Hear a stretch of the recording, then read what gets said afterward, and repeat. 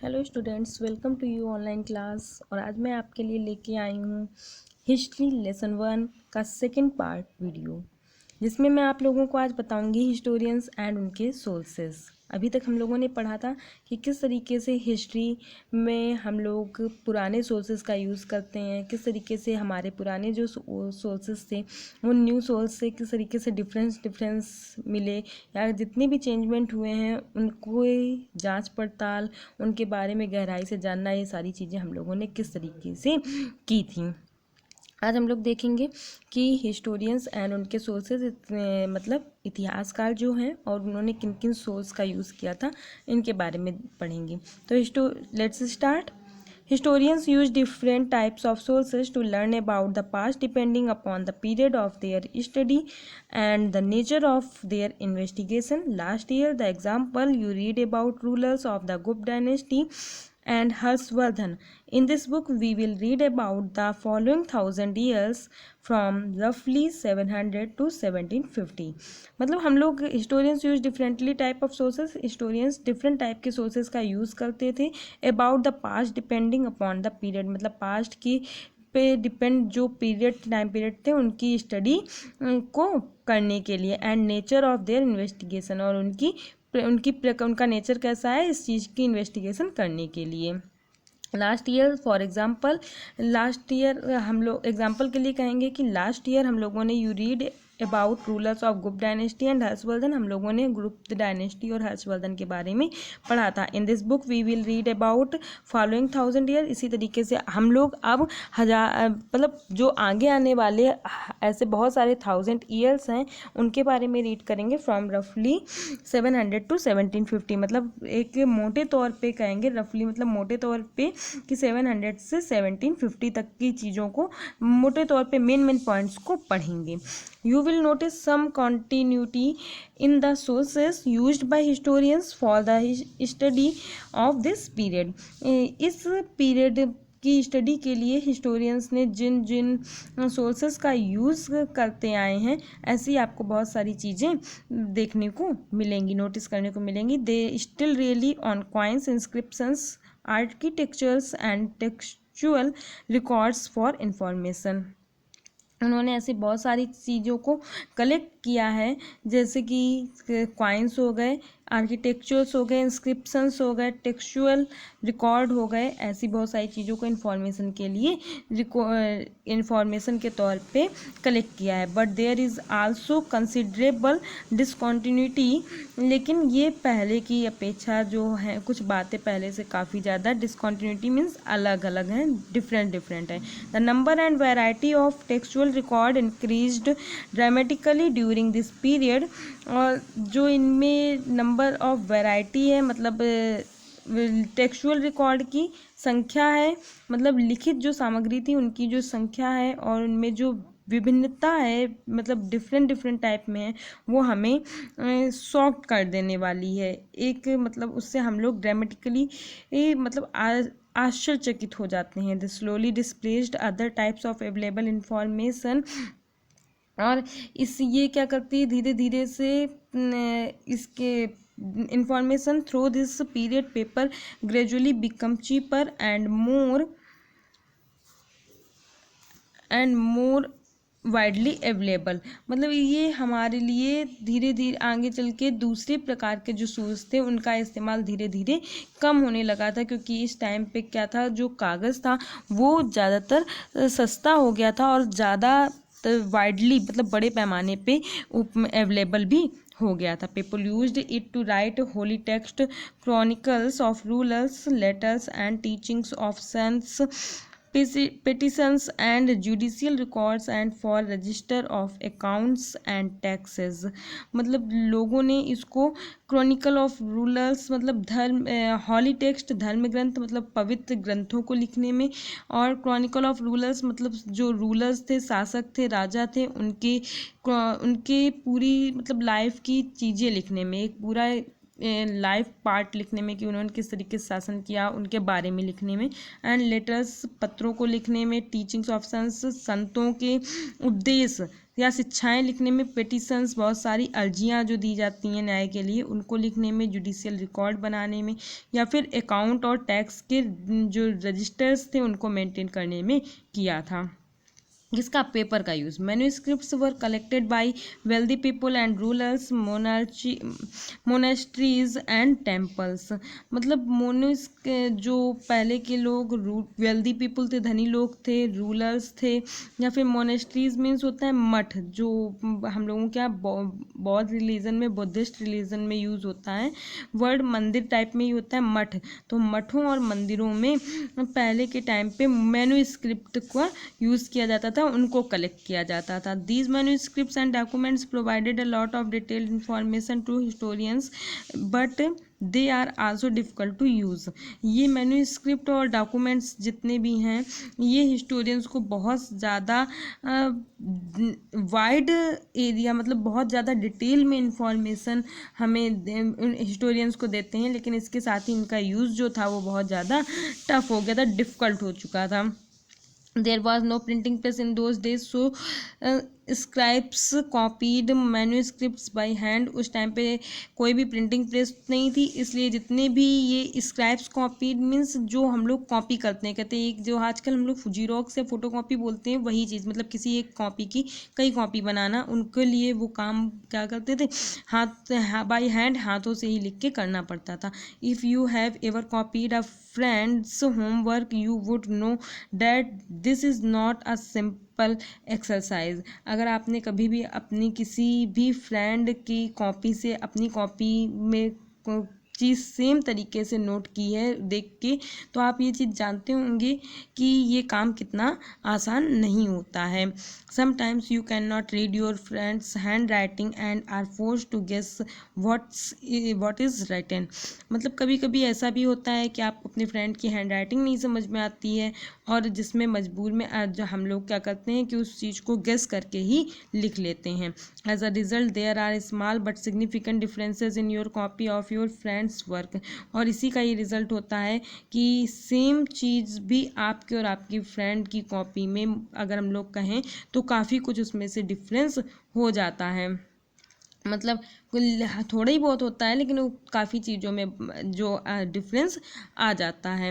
Manuscript copying is somewhat similar, और इसी तरीके से मैन्यूस्क्रिप्ट की कॉपी में भी यही चीज़ें होती थी कि जब वो एक कॉपी से दूसरी कॉपी में या किसी की देख के कॉपी की जाती थी तो उसमें कुछ ना कुछ डिफरेंस आ जाता था। As scribes copied manuscript they also introduced small changes, a word here a sentence there. और यही चीज़ होती थी कि स्क्राइब्ड कॉपी जो कॉपी की जाती थी मैन्यूस्क्रिप्ट की, उनमें ऐसे ही छोटे मोटे चेंज आ जाते थे, कोई शब्द कहीं का कहीं और कोई सेंटेंस कहीं का कहीं हो जाता था। These small difference grew over centuries of copying until manuscripts of the same text became substantially different from one another। मतलब यही जो जितनी भी टाइम बीतता गया और ये मैन्यूस्क्रिप्ट्स एक से दूसरी मैन्यूस्क्रिप्ट दूसरी तीसरी मतलब कॉपी हो के बनती गई, उसका जब आगे जो ज़्यादा समय टाइम पीरियड बीत जाने के बाद देखा गया तो एक कॉपी जो दूसरी कॉपी से थी वो बहुत ज़्यादा डिफरेंट हो गई। This is a serious problem because we rarely find the original manuscript of the author today.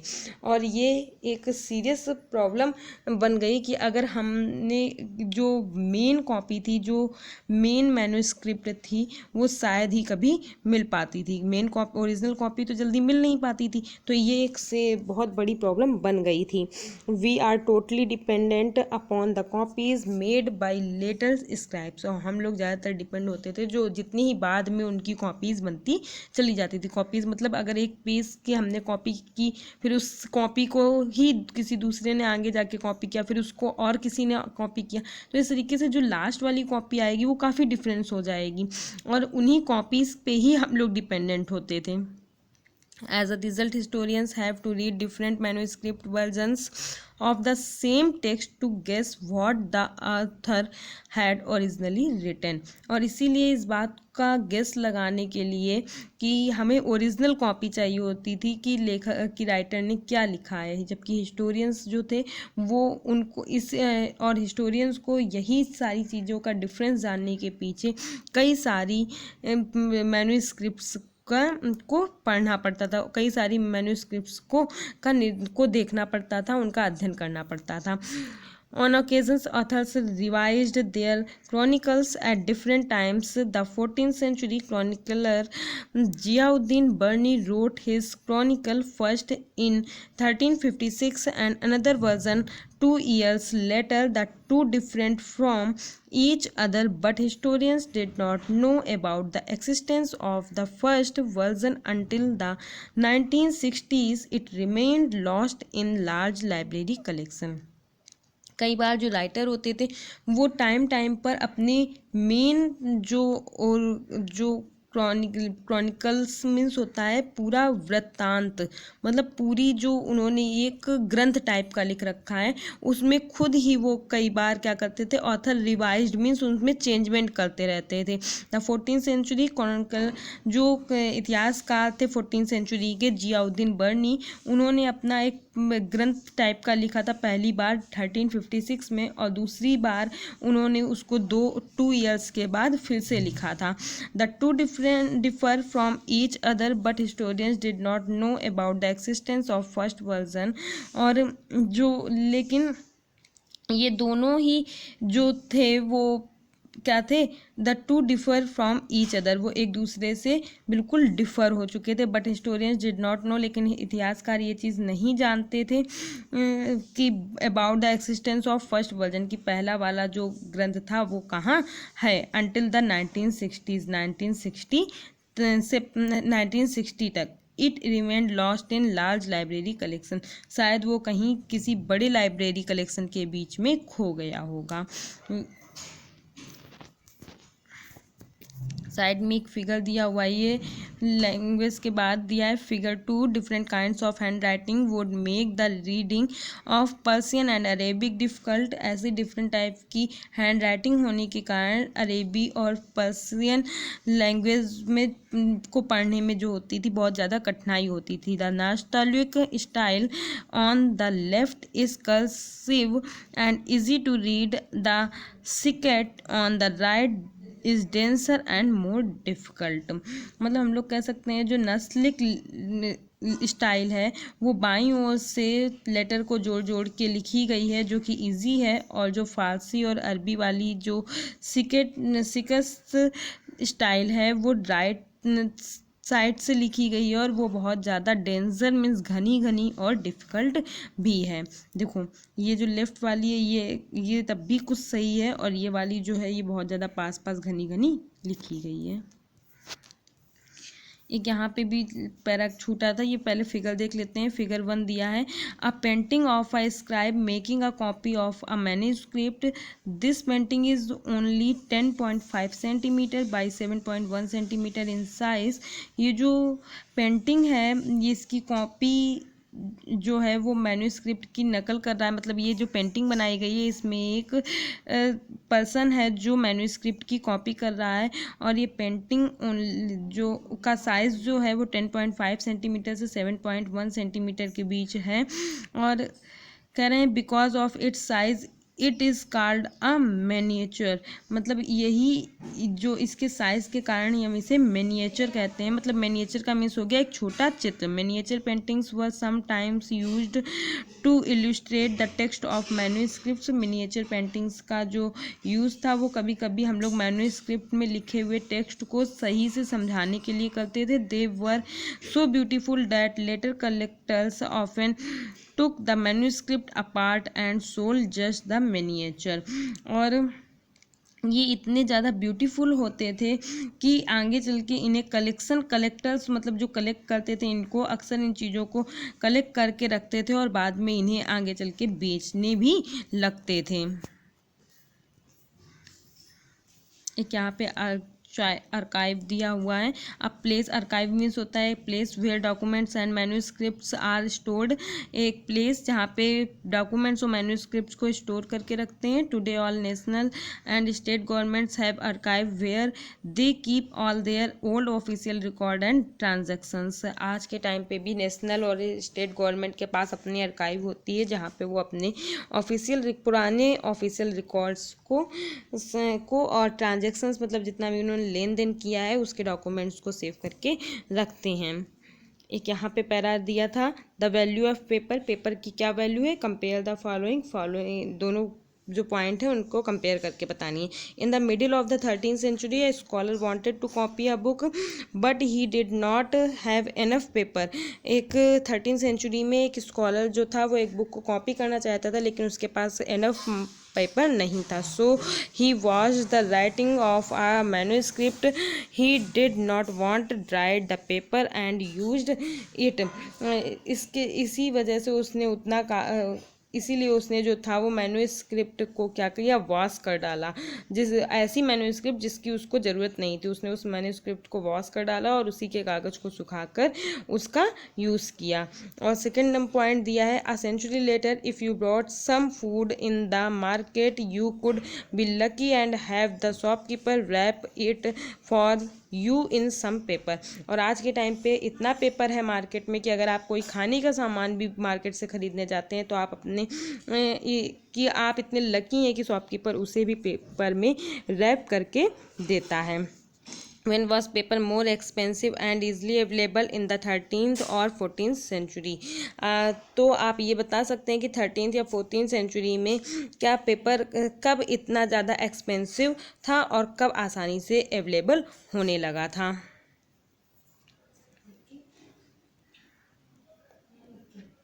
आगे देखते हैं। दिया है new social and political groups, कुछ सोशल और पॉलिटिकल ग्रुप्स बन के तैयार हुए थे। The study of 1000 years between 700 and 1750 is a huge challenge of historians largely because of the scale and variety of developments that occurred over the period। मतलब 700 से 1750 के बीच जो 1000 years की स्टडी हिस्टोरियंस ने की थी, उन हिस्टोरियंस के आगे उसको स्टडी करने की एक बहुत बड़ा चैलेंज था। मेन जो था वो ये था कि इस पूरे टाइम पे जितने भी चेंजमेंट हुए थे उनको सामने लाना, मतलब क्योंकि उस टाइम पे बहुत बड़े पैमाने पर बहुत सारे चेंजमेंट हुए थे। At different movements in this period new technologies made their appearance like the Persian wheel in irrigation, the spinning wheel in weaving and firearms in combat। मतलब इस टाइम पे अलग अलग टाइम पे हम लोग देख सकते हैं कि बहुत सारे टेक्निकल चेंजेस भी हुए थे, जैसे कि हम लोग इरिगेशन में व्हील का यूज़ करने लगे थे, स्पिनिंग में व्हील का यूज़ करते थे और साथ ही में फायर आर्म्स का वार से युद्ध में भी यूज़ करने लगे थे। New foods and beverage arrived in subcontinent, potatoes, corn, chillies, tea and coffee. और सब कॉन्टिनेंट्स में नए नए तरीके के खाने पीने के सामान भी आने लगा था। बेवरेज मीन्स पेय पदार्थ और फूड्स मीन्स खाने पीने का सामान, जैसे कि आलू, पोटैटो, कॉर्न मक्का को, चिली मिर्च, टी एंड कॉफ़ी, चाय और coffee. Remember that all these innovations, new technologies and crops came along with people who brought other ideas with them as well. As a result, this was a period of economic, political, social and cultural changes.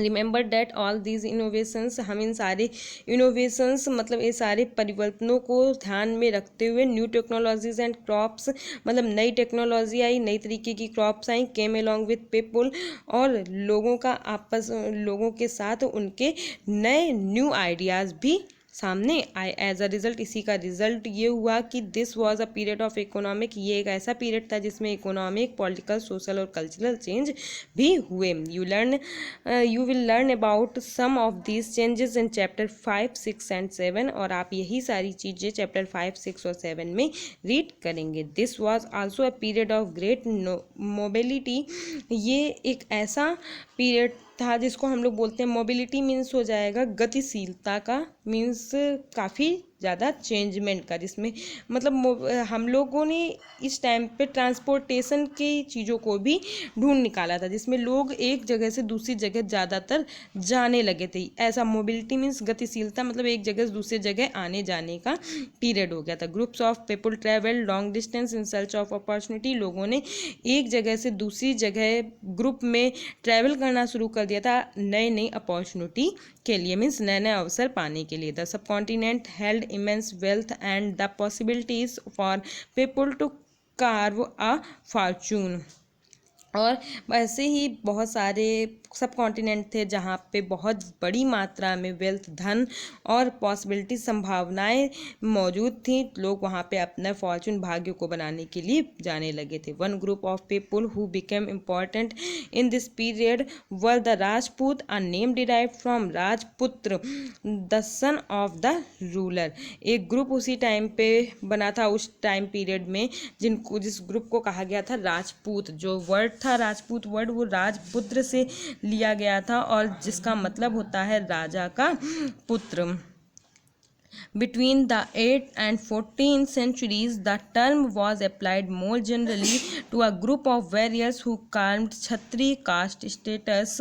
और 18 से मतलब 8 से 14 century के बीच में ये नाम जो था वो वॉरियर्स मीन्स योद्धाओं के बीच में एक वर्ड यूज़ होने लगा था, जिसको ये लोग अपने आप में क्षत्रिय कास्ट के होने का दावा करने लगे थे। क्लेम मीन्स दावा करने लगे। The term included not just ruler and chieftains but also soldiers and commanders who served in the armies of different monarchs all over the subcontinent। एक वर्ड यूज़ किया गया था राजपूत, जिसमें केवल मतलब राजा और उनके मोनार्च मीन्स सामंत का ही वो वर्ग मतलब कम्युनिटी नहीं थी, बल्कि उसमें वहाँ पे जो सोल्जर्स थे, उनके कमांडर्स थे, वो भी आते थे। और ये जो पूरे सब कॉन्टिनेंट में अलग अलग राजाओं की सेना में सेवारत रहते थे, मतलब काम करते थे। A chivalric code of conduct, extreme valor and a great sense of loyalty were the qualities attributed to Rajputs by their poet and bards।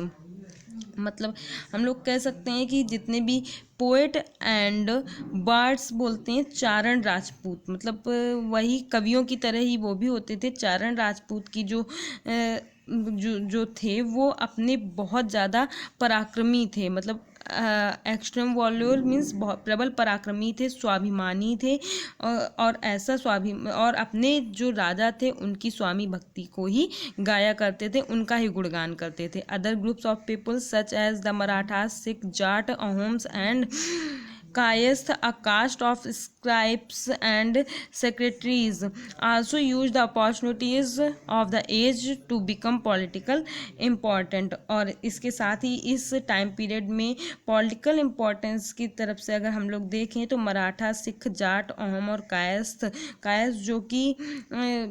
जो कि एक स्क्राइब्स मीन्स लिपिक, जो हम लोग बोलते हैं क्लर्क, उस टाइप के लोग होते थे। और सेक्रेटरीज मीन्स सेक्रेटरी जो मुंशी होते हैं, वो काम करने वाली एक कास्ट होती थी Kayastha.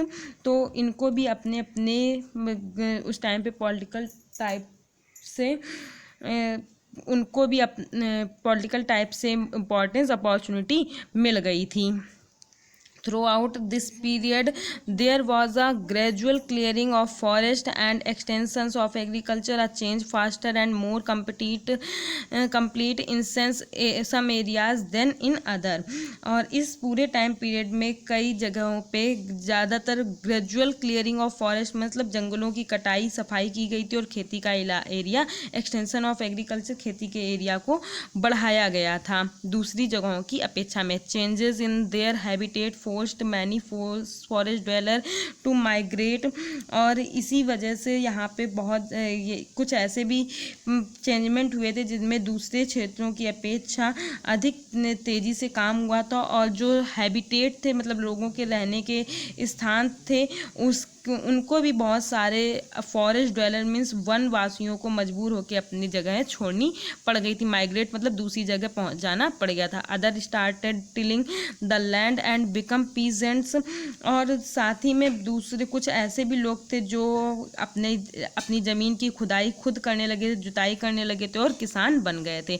These new peasants group gradually began to be influenced by regional market chieftains priests monasteries and temples.